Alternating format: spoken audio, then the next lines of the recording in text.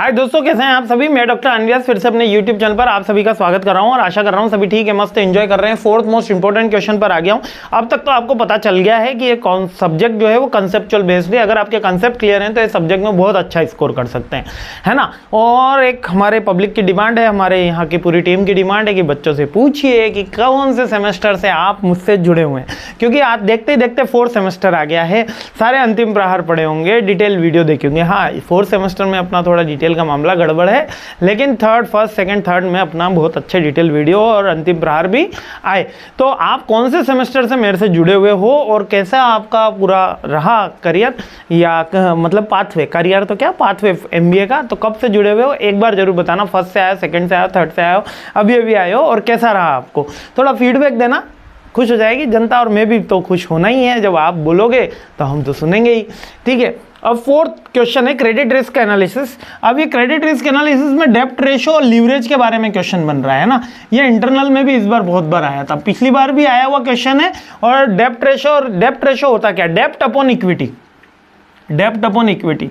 अब देखो कुछ एक फंडामेंटल जो नॉन कॉमर्स के उनको याद बता देता हूँ। एक होता है कैपिटल, जिस पूंजी से मैं व्यापार शुरू करता हूँ उसको कहते हैं कैपिटल।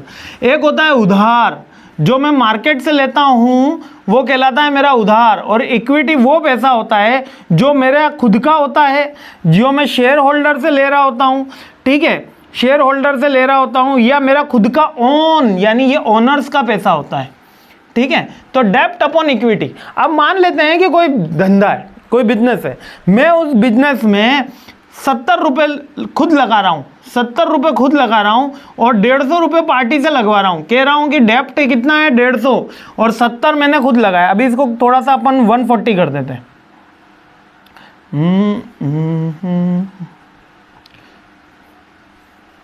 ठीक है, हाँ। तो अब इस क्वेश्चन को समझो। देखो 70 मैंने लगाए और 140 पार्टी से लगवाए, यानी कि क्या हुआ, 2:1 का रेशो हुआ। डेप्ट कितना है 2 गुना और मैंने कितना लगाया 1 गुना। इसका मतलब क्या है कि व्यापार में मेरे को अच्छा नहीं लग रहा कि ये व्यापार कमा के देगा। जब भी इक्विटी का रेशो कम होगा, जब भी नीचे का अमाउंट जिसका बेस है वो कम होगा, इसका मतलब कि व्यापार में हाई प्रॉफिटेबिलिटी नहीं है, क्योंकि ऑनर को कम रेशो जाएगा।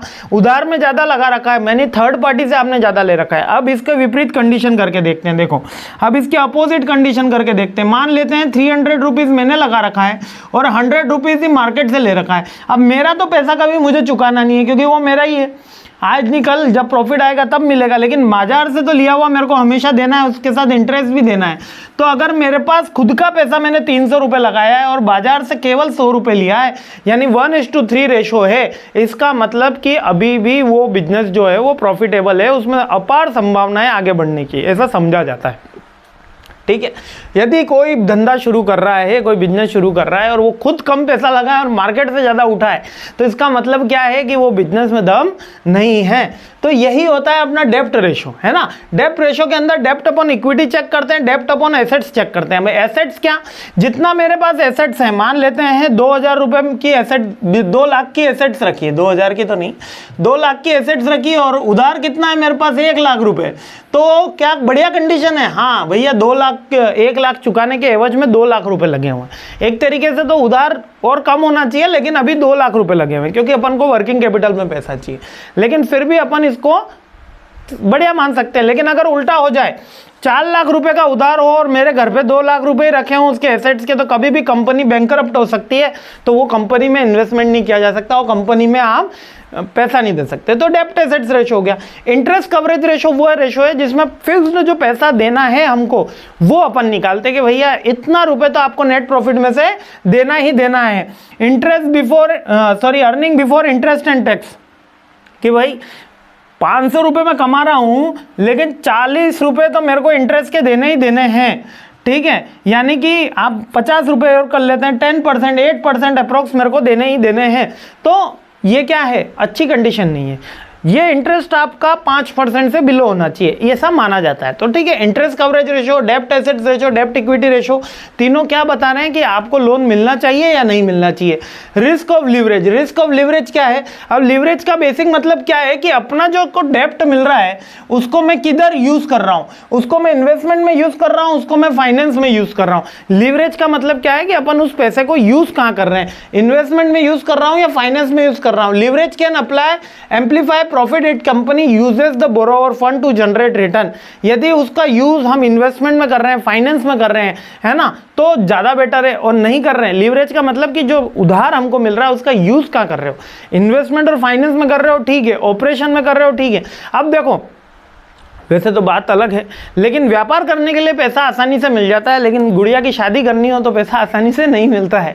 क्यों? क्योंकि रिटर्न की संभावना आपको उस पिताजी से नहीं मिलती है कि वो उसके पास कोई ऐसी सिक्योरिटी, क्योंकि उसका सबसे बड़ा जो धन था वो तो उसने दान कर दिया, उसकी पुत्री अब कन्यादान हो गया, तो उसके पास पैसा नहीं है अभी कोई भी धन, क्योंकि स्त्री का धन रहता है वो लक्ष्मी रहती है, उससे बरकत होती है, ऐसा माना जाता है। तो कहने का मतलब ये है कि यहाँ पर लीवरेज में हमेशा वो एक्टिविटी चेक करी जाती है जिससे रिटर्न फास्ट हो, है ना, और यही रिस्क ऑफ लीवरेज अपन इसके अंदर चेक करते हैं। अब डेप्ट रेशो और रिस्क लीवरेज से दोनों चेक करने से हाई डेप्ट रेशो होगा इक्विटी, ये मैंने आपको समझा ही दिया है, तीनों के तीनों रेशो समझा दिए हैं, जिससे क्या बेनिफिट और क्या लॉस होने वाला है ये तीनों मैंने आपको बता दिया। 2:4, 1:2 के हाई लो का आप जस्ट एक बार रीड करोगे तो भी समझ में आ जाएगा। स्क्रीनशॉट ले लीजिए और इसको अच्छे से देखना, क्योंकि ये थोड़ा सा कंसेप्चुअल कोर कंसेप्ट फाइनेंस का सब्जेक्ट का सवाल है। आगे बढ़ते हैं और सीरीज आगे बढ़ाते हैं। जय हिंद।